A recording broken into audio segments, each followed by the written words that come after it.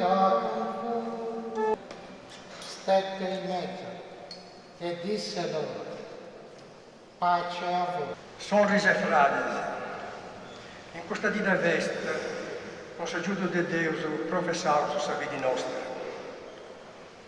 Creis in un Deus, Babbo soberano, creadori del sujeto e della terra.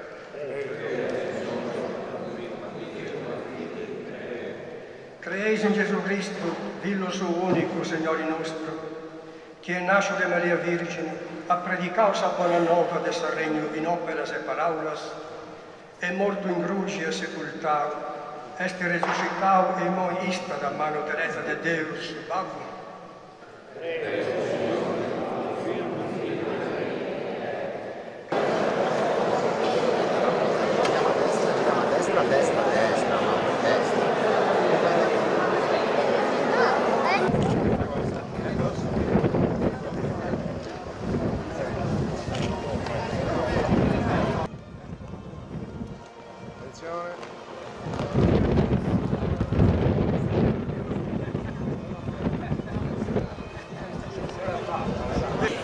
Dichiaro aperta la seduta, si dia lettura del processo verbale.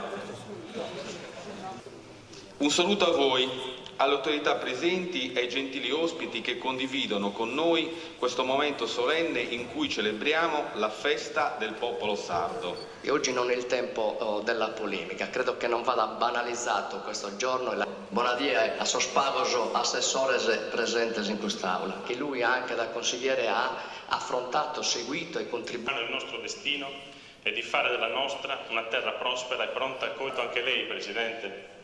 Giovanni Maria Angioи nel 1799 scriveva così: malgrado la cattiva amministrazione, l'insufficienza della popolazione e tutti gli intralci, una rivoluzione culturale che metta al centro la persona, perché il cambiamento... Ora facoltà di parlare il Presidente della Regione, onorevole Cristian Solinas.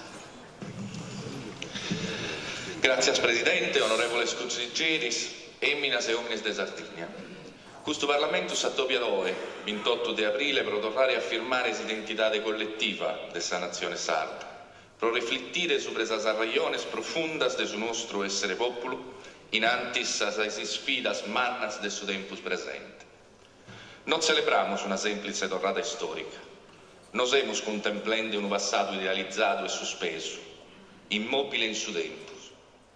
Come tenara Bacchis Bandino, in sammento dessi ascoltato in una ida espertita in Siria, su Babu nostro in aramaico, sa preghiera de Jesus al cantato su misterio de sa paraula originaria in sa limba de sa mamma, de sa famiglia, de sa comunità.